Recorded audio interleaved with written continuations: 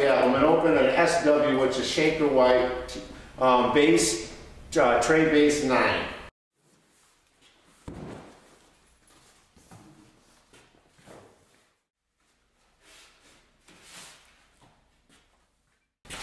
We have a piece of foam to hold that. We do have the top, the door itself, packaging loose, the hardware, the top, bottom, the outside shelf, face frame, foam web bin, and again the other side. This packaging actually was pretty nice. I've opened the box, laid everything flat. I'm working on a soft cardboard, clean of any abrasives or any sharp objects that could do any damage to it. Because we are going to build this cabinet face down. Take the face of the cabinet, lay it flat, open the bag of hardware. What I typically do is just dump it inside the box it came in. We'll need the metal clips that are like an L bracket. The L bracket will have 2 holes and 1 hole. It will be with an L. I take the L, face it towards the dado. Place it with a predetermined little punched holes. On each frame, there's 2 dimples where everything goes. There's one on the side that goes near the top and one near the bottom. Align that. Take the screws. Again, where it's predetermined on the face frame, I drive the screw in the hole. Double check, make sure it's lined up with the predetermined holes. Take either the left or right side, it really doesn't matter. The other receiving portion of the metal clip. There's a set screw in the middle, 2 on the end. You put the set screw portion towards the back of the cabinet. Line up with the predetermined holes. Take the same screw, which is approximately 1/4 inch long, goldish in color, round head.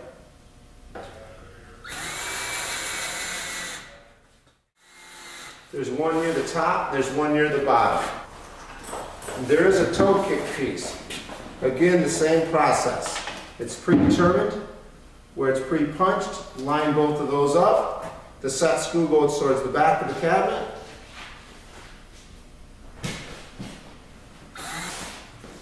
On the back side of the cabinet, you see the dado. There's 2 more predetermined holes here. Take the same process. This particular one is going to take, again, the metal clip with the L bracket. Again, the 2 screw holes will go down, the L will face the back, and again, the predetermined hole using the same screws. Same process as we did on the other side.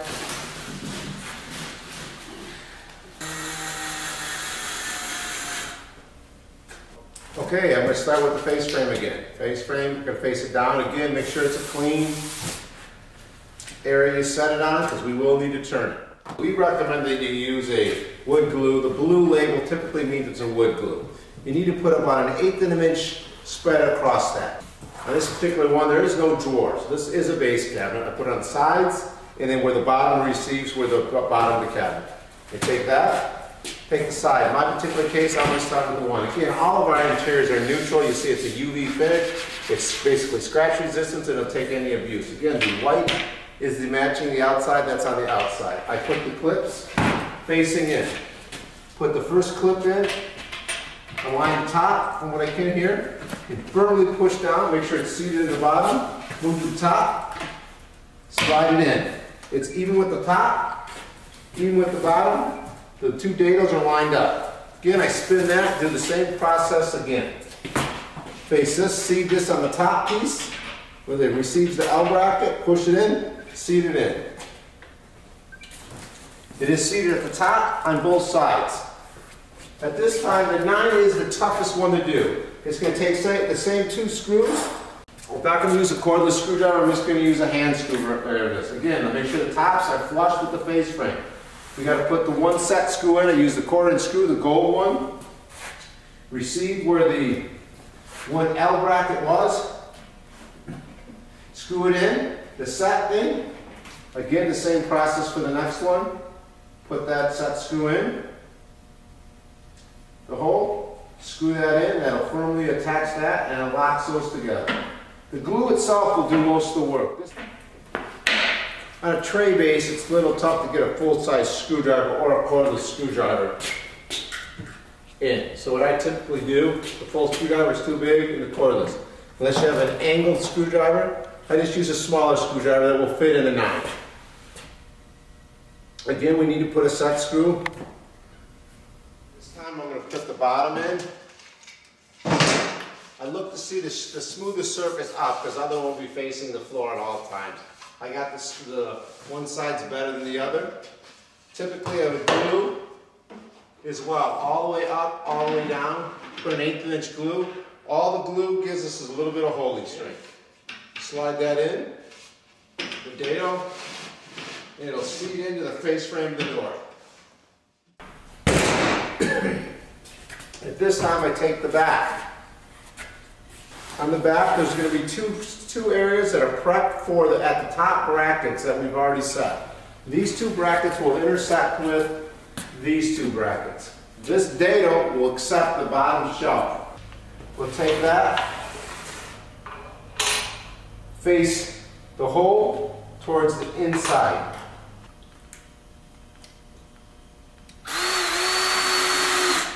Again, plot out for the shelf. This will accept it on one area. I line that up on the shelf.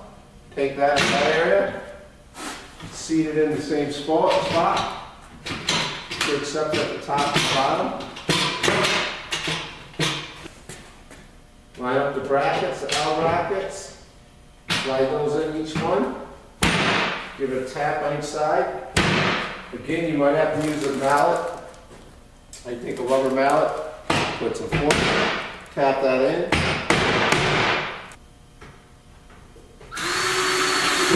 Make sure it's flush at the top on both sides. Base ring, cabinet. At this time I take the toe kick. Again, the toe kick's finished on the outside, inside it's not. I've preloaded these two here to receive the toe kick. The toe kick itself will be the L brackets. Line up to the predetermined holes.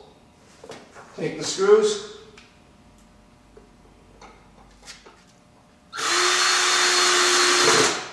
Again, face it down. Proceed to the brackets. Put on both sides. Tap inside. Again, set that in. Screw that in the hole. The set screw in the third one. Hole there and put that in. That will complete the base. Now I apply the door to the door frame. Here's the door. Make sure my area is all clean of any abrasives or any screws that I might have left over. I take the two hinges, they are the self-closing applications. They are a 6-way adjustable hinge. Again, take this, there's a white little grommets that are already preloaded on the hinge. Take it in the hinge, the cup will fit in the cup hole. See that there. You will need a rubber mat on this. So it seeds in there. Repeat the same process. Again, you'll see the two white grommets. The hinge portion will be open, will face towards you. This particular one, I'm going to open the door from the left to the right. At this time, I can determine if I wanted a right open or a left open. Set the door, line it up with the predetermined hole.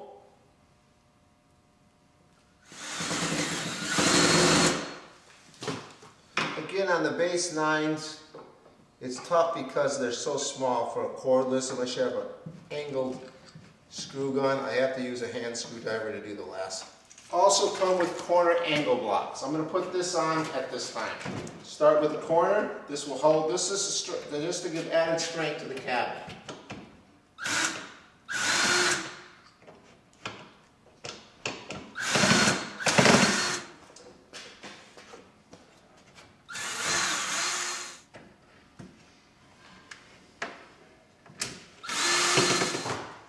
These will give you a place to anchor the countertops or just to keep the cabinet from being square. Each cabinet will come with a little rubber door bump. Each one of them will fit in each corner of the door. I hold it in approximately 1/8 of an inch from both sides. One near the top and one near the bottom. This here we have, this is actually the self-closing on the door, so it's anti-slam. It slides in. You'll see it's got a little, like a little clip system. It clips in the front, and there's a little set screw in the back.